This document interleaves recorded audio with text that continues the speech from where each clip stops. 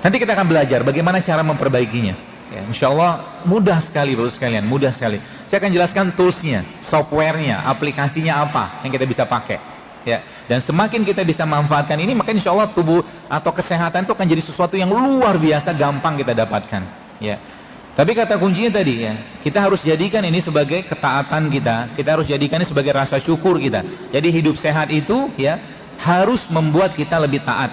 Percuma minum madu, percuma minum habatus soda, percuma segala macam yang aktivitas sehat itu dilakukan kalau malam nggak bangun, ngaji nggak selesai satu hari, sedekah begitu-begitu aja.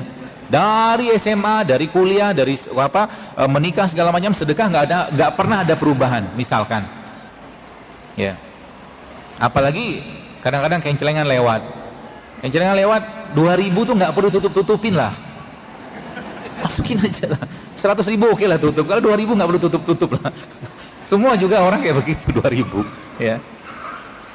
Itu nanti saya jelaskan ya. Jadi kembalilah kepada Allah ya, kembalilah kepada Allah.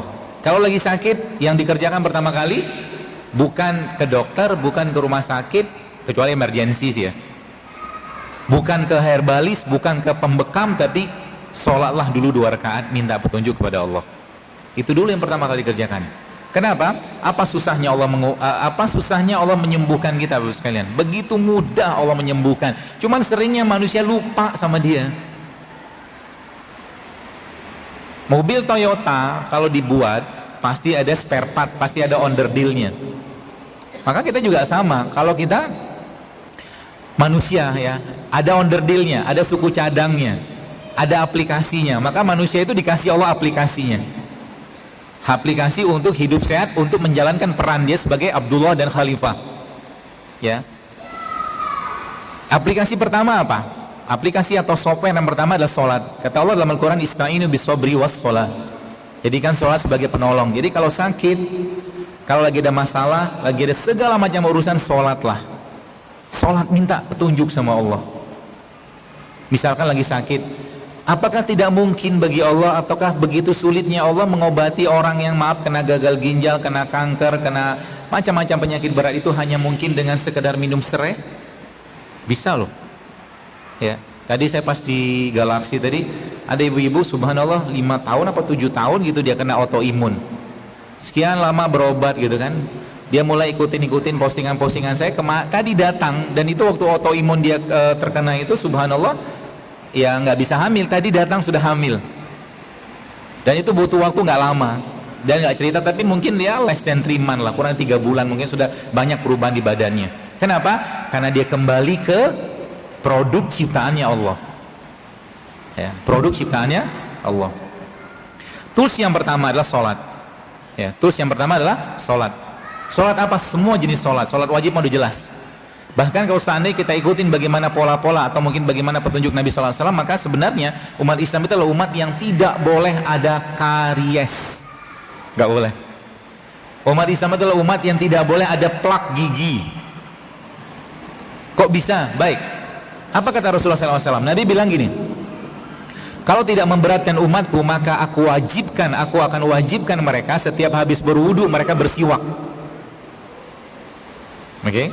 Kalau sholat wajib saja 5 kali, maka sudah 5 kali kita sholat. Ada hadis lagi kelanjutannya. Kalau tidak memberatkan umatku, maka setiap mau sholat mereka aku akan wajibkan untuk bersiwak. Sudah 10 loh. Ini belum sholat rawatib.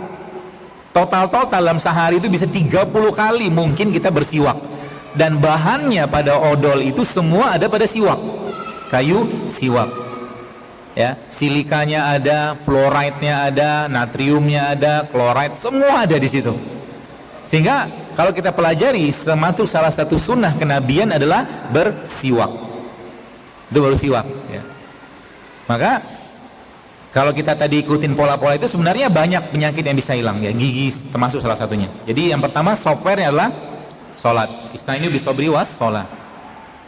Terutama sholat-sholat yang memang dikhususkan atau mungkin ada fadilahnya. Contoh sholat malam.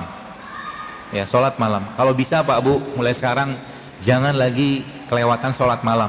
Kalau sekarang subuh jam 4 lebih 11 ya, bangunlah jam setengah 4 atau 4 kurang seperempat. Minimal sholat 2 rakaat atau 3 rakaat atau 4 rakaat. Witirnya ba'da isya boleh kok. Witir pada isya, nanti habis itu malam tinggal tahajud aja, nggak apa-apa. Jangan pernah kehilangan. Sebab apa? Kalau seandainya kehilangan satu malam saja, maka timeline kehidupan kita, jalur waktu atau jejak kehidupan kita itu tidak mencatat kita pernah sholat waktu itu gitu loh. Sayang kan? Ya, maka jangan pernah. Jadi kalau urusannya kebaikan, maka menangislah kita kalau terlewat di situ.